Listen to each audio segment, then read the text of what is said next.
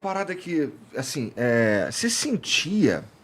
Porque, assim, você viveu um momento, e esse cara tem um pouco de razão, eu ia falar sobre isso e acabei esquecendo. Você sentiu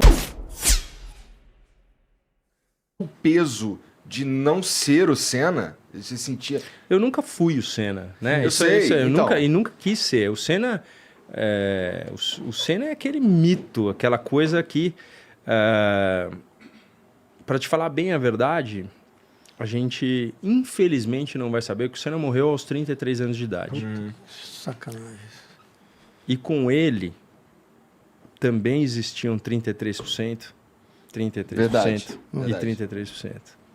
E no final, quando a pessoa infelizmente vai antes do tempo, tudo isso afunila e vira adoração. O amor, Entende? Total. Então a gente não sabe como seria com isso, porque tudo virou adoração e tudo virou certo, tudo virou de uma forma. Eu sempre deixei claro que eu não seria Ayrton Senna, mas o que eu quis falar na época é que eu falei assim, gente, a minha carreira ela foi sempre muito bem tratada pelo meu pai, eu fui campeão disso, campeão daquilo, e o meu intuito é ser campeão pelo Brasil. Então eu vou lutar por isso. Aí eu me vi num carro em 95 que eu freava com o pé esquerdo e eu encostava ralando assim no pedal de freio e o carbono ficava esquentando e o carro não andava na reta. Eu fiquei assim 6 corridas, sem telemetria, porque na época ninguém sabia, aquela coisa toda, até eu mudar de novo para o pé direito, frear com o pé direito, isso parou e eu fui segundo no Canadá, em 1995.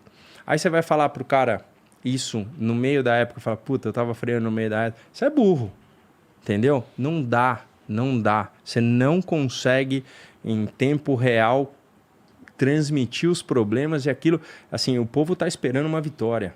E por desconhecer, que é um dos grandes problemas da humanidade, nós desconhecemos. E quando a gente desconhece, a gente não dá o valor. Porque na minha live, por exemplo, desse domingo...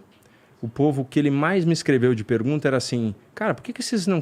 a pista tá seca, por que eles não colocaram pneu slick ainda?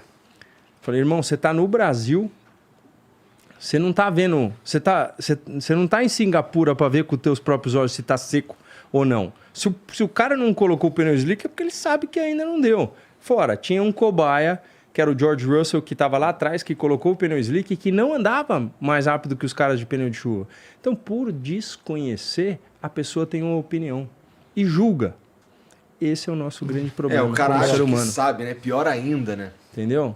Porra, o Guga deu a paralela, ele devia ter dado pro outro lado. Você já teve, naquele momento, em Wimbledon, com todo mundo, ou Roland Garros, com todo mundo te olhando para saber o que é isso? Ou na Copa do Mundo para bater um pênalti? Entendeu? Se eu não sei, você imagino pela pressão, porque o Grande Prêmio do Brasil, quando você está lá na largada, você tem que fixar, né? Eu já larguei na pole, você fica ali, você fixa no negócio, você não escuta a parada porque é muito motor. Graças a Deus. Porque senão é uma loucura. Aí você fala assim, pô, mas você não gosta de ouvir os caras gritando Rubio, Rubio?